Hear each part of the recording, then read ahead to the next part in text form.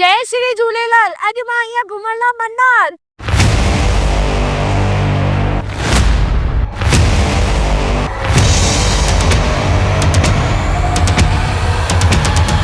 हिन वक्त मां हुन व्यू पॉइंट ते आहियां जिते चेन्नई एक्सप्रेस मूवी जी शूटिंग थी हुई।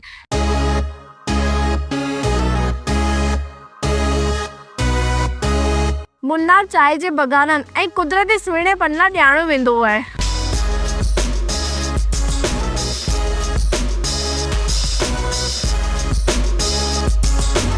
मुन्नार में तव्हां जहिड़े बि पासे वेंदव तव्हांखे हुते चांहि जा बगान ज़रूरु नज़र ईंदव, छोकी मुन्नार ॼाणो ई चांहि जे बगाननि लाइ वेंदो आहे।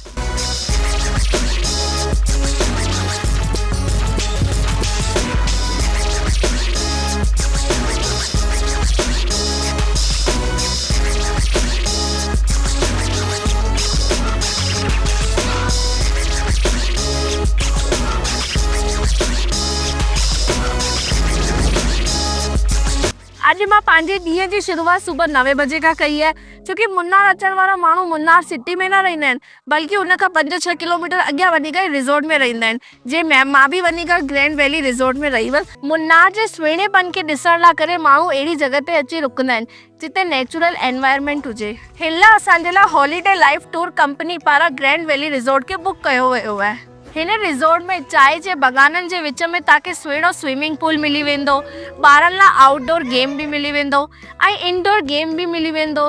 हिन रिज़ॉर्ट खे ॾिसी लॻे थो कि पाण कहिड़ी ॻोठ में अची विया आहियूं। मन्नार अचण वारा माण्हू चांहि जे बगान में पंहिंजी फोटो छिकाइण पसंदि कंदा आहिनि, पर असांजो रिज़ॉर्ट ई चांहि जे बगाननि में थी वञे त कहिड़ी गजब जी ॻाल्हि आहे।